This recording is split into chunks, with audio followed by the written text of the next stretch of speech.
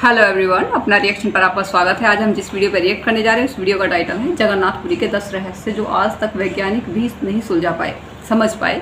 तो देखते हैं किस तरीके की वीडियो है और उसके बाद में फिर हम डिस्कस करते हैं। अगर आप न्यू है चैनल पे, चैनल को सब्सक्राइब कर दीजिएगा, लाइक कर दीजिए, शेयर जरूर कर दीजिएगा और हमारे चैनल को सब्सक्राइब करके इसे सपोर्ट जरूर कीजिएगा हमें, ठीक है, हमें सपोर्ट कीजिएगा। और जो चैनल का जो नाम है जिनसे ये वीडियो है, ये उनका नाम है ट्रैवलिंग समथिंग डिफरेंट। तो आप इनके चैनल पर विजिट कर सकते हैं और वहाँ पर ये सारी वीडियो मिल सकती हैं आपको। तो वीडियो शुरू करते हैं। दोस्तों, आज हम बात करेंगे भारत में स्थित एक ऐसी मंदिर के बारे में जहां विराजमान भगवान की मूर्ति में उस भगवान का असली दिल मौजूद है। जी हाँ, आपने बिल्कुल सही सुना। साथ ही ऐसा कहा जाता है कि जब इस मूर्ति की जगह नई मूर्ति रखी जाती है तो उस दिल को निकालकर नई मूर्ति में स्थापित कर दिया जाता है और इस दौरान पूरी शहर की इलेक्ट्रिसिटी को ऑफ कर दिया जाता है ताकि कोई भी इंसान इस दिल को ना देख सके। और अगर गलती से भी कोई इंसान इस दिल को देख लेता है तो उस इंसान की मृत्यु स्वतः ही हो जाती है। यह भव्य मंदिर है पुरी का भगवान जगन्नाथ का मंदिर। आइए दोस्तों, जानते हैं पुरी में स्थित विश्व प्रसिद्ध भगवान जगन्नाथ के 10 रहस्यों के बारे में जिसे आज तक विज्ञान जगत भी नहीं सुलझा पाया। नंबर 1, दोस्तों, आपने यह तो देखा होगा कोई भी झंडा हवा के दिशा में ही लहराता है, लेकिन आपको बता दूं भगवान जगन्नाथ के मंदिर के ऊपर स्थापित ध्वज सदैव हवा के विपरीत दिशा में लहराता है। अब ऐसा किस कारण से होता है इसका पता आज तक नहीं चल पाया। साथ ही इस झंडे को हर रोज बदलने का नियम है। ऐसी मान्यता है अगर किसी कारणवश इस झंडे को नहीं बदला गया तो मंदिर अगले 18 सालों के लिए बंद हो जाएगा। नंबर 2, यह मंदिर 4 लाख वर्ग फुट क्षेत्र में फैला हुआ है और इस मुख्य मंदिर की ऊंचाई लगभग 214 फीट है। दोस्तों, मंदिर के नीचे खड़े होकर शीर्ष यानी कि गुंबद को देख पाना असंभव है। इस गुंबद की छाया में भी एक राज छुपा हुआ है। यह गुंबद इतना विशाल होने के बावजूद इस गुंबद की परछाई सुबह दोपहर शाम कभी भी जमीन पर नहीं पड़ती।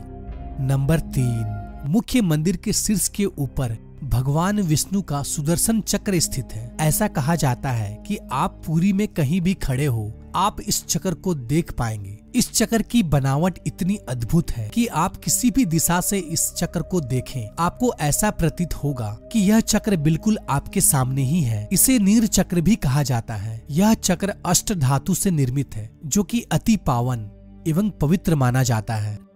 नंबर 4, समुद्र पुरी का रहस्य। दोस्तों, सामान्यतः किसी भी समुद्र के किनारे हवा समुद्र से जमीन की ओर आती है और शाम के समय इसका विपरीत होता है, लेकिन पुरी में इसका उल्टा होता है। यहाँ पर हवा समुद्र से जमीन की ओर ना जाकर बल्कि जमीन से समुद्र की ओर जाता है। नंबर 5, आमतौर पर ऐसा देखा गया है किसी भी मंदिर, मस्जिद तथा किसी भी ऊंचाई वाले स्थान पर पक्षियों का बैठना आम बात है, लेकिन जगन्नाथ मंदिर के शीर्ष के ऊपर आज तक कभी भी किसी पंछी को उड़ते या उसके ऊपर बैठते नहीं देखा गया है। यही वजह है कि मंदिर के ऊपर हवाई जहाज और हेलीकॉप्टर के उड़ने पर मनाही है।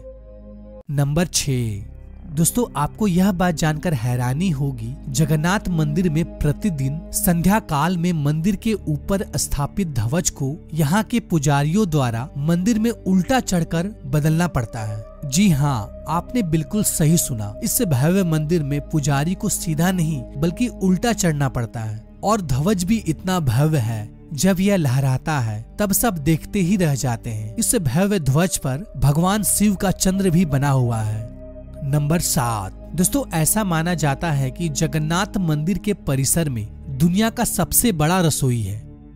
इस रसोई में 500 रसोइया और 300 सहकर्मी मिलकर भगवान जगन्नाथ के प्रसाद का निर्माण करता है। इस रसोई से जुड़ा एक रहस्य यह भी है, यहाँ चाहे लाखों भक्त तो क्यों ना आ जाए, कभी भी प्रसाद कम नहीं पड़ता। लेकिन संध्या होने पर जैसे ही मंदिर का गेट बंद होने का वक्त होता है, प्रसाद अपने आप ही खत्म हो जाता है। यानी कि आज तक यहाँ पर प्रसाद कभी भी व्यर्थ नहीं हुआ है। इसके अलावा मंदिर में जो प्रसाद का निर्माण होता है उसे पुरातत्व काल से प्राचीन विधि से लकड़ियों में ही बनाया जाता है। इस प्रसाद को बनाने में मिट्टी का बर्तन का उपयोग किया जाता है। यह प्रसाद 7 बर्तन में बनाया जाता है। 7 बर्तन को एक के ऊपर एक रखा जाता है और रहस्य वाली बात यह है कि जो बर्तन सबसे ऊपर यानी 7वें नंबर का जो बर्तन होता है उसमें सबसे पहले प्रसाद बनकर तैयार होता है और उसके बाद 6वें, 5वें, चौथे, तीसरे, दूसरे यानी सबसे पहले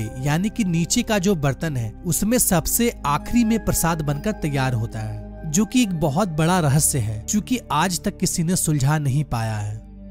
नंबर 8 दोस्तों, भगवान जगन्नाथ का मंदिर 4 धामों में से एक धाम माना जाता है। दोस्तों, मंदिर में प्रवेश करते ही एक सिंह द्वार है। कहा जाता है कि सिंह द्वार के अंदर आपका कदम जब तक नहीं जाता तब तक आपके कान में समुद्र की ध्वनि सुनाई देती है, लेकिन जैसे ही आप सिंह द्वार के अंदर कदम रखते हैं ये लहर की ध्वनि सुनाई देना बंद हो जाती है।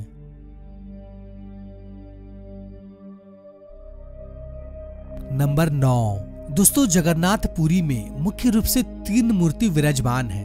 भगवान श्री कृष्ण, बड़े भाई बलभद्र और छोटी बहन सुभद्रा। दोस्तों, जगन्नाथपुरी की तीनों मूर्ति को हर 12 साल में बदला जाता है। पुरानी मूर्तियों की जगह पर नई मूर्तियां स्थापित किया जाता है। मूर्ति बदलने की प्रक्रिया में भी एक बहुत ही रोचक हिस्सा है। जिस वक्त मूर्ति बदली जाती है उस वक्त पूरी शहर की बिजली को काट दिया जाता है। मंदिर के आसपास पूरी तरह अंधेरा कर दिया जाता है। मंदिर के बाहर सीआरपीएफ की सुरक्षा तैनात कर दी जाती है। उस वक्त मंदिर में किसी का भी एंट्री पाबंदी होती है। सिर्फ उन पांडा यानी कि पुजारियों का ही एंट्री होता है जिन्हें मूर्तियों को बदलनी होती है। नंबर 10 दोस्तों, ऐसी मान्यता है कि जब भगवान कृष्ण ने अपने देह का त्याग किया और उनका अंतिम संस्कार किया गया तो शरीर के एक हिस्से को छोड़कर उनका पूरा शरीर पंच तत्व को लीन हो गया था। ऐसा माना जाता है कि भगवान कृष्ण का हृदय एक जिंदा इंसान की तरह आज भी धड़क रहा है। ऐसा मान्यता है कि वह दिल आज भी सुरक्षित है। भगवान जगन्नाथ के लकड़ी की मूर्ति के अंदर आज भी साक्षात विराजमान है। दोस्तों, आप भी अगर इस भव्य जगन्नाथ धाम की यात्रा करना चाहते हैं तो इसके लिए मैंने पूरी फुल ट्रिप वीडियो बना रखी है। आई बटन में लिंक दिया हुआ है, आप वीडियो को देख सकते हैं। इससे आपको ट्रिप का प्लान बनाने में बहुत ही मदद मिलेगा, तो आप इस वीडियो को जरूर देखें। तो वीडियो यहाँ पर कंप्लीट हो गई और इसमें पूरे 10 पॉइंट बताए गए हैं कि मतलब किस तरीके से जगन्नाथपुरी के बारे में, और बड़ी ही सरप्राइजिंग रहता है जब इस तरीके से सुनते हैं ना। जैसे मान लो इन्होंने बताया था कि जब हम पैर अगर बाहर रहता है तब तक थोड़ा सा समुद्र की लहरें आपको सुनाई देती हैं, लेकिन जैसे ही आप अंदर एंट्री कर जाते हैं तो आपको कोई भी लहर की आवाज़ सुनाई नहीं देती। ठीक है, तो एक तरीके से आप ये बोल सकते हैं कि वहाँ पे ईश्वरीय शक्ति आप बोल सकते हैं। आपने अगर भी महसूस किया होगा जब आप किसी मंदिर में जाते हैं तो आपको एक पॉजिटिव एनर्जी फील होती है। आपको ऐसा लगता है कि कोई मतलब एक एनर्जी है जो आपके साथ है, आपको इस तरीके से महसूस होता है।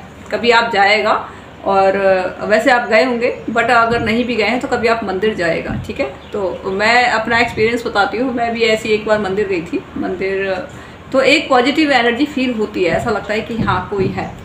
ठीक है, तो ऐसी इसमें कोई वो नहीं है। जैसे मान लो जो नास्तिक होते हैं वो विश्वास नहीं करते हैं कि ऐसे कैसे पॉसिबल है। देखिए, पॉसिबल कुछ भी हो सकता है। ठीक है, तो ये और दूसरा जैसा भी इन्होंने बताया था कि वो अष्ट धातु का बना हुआ है।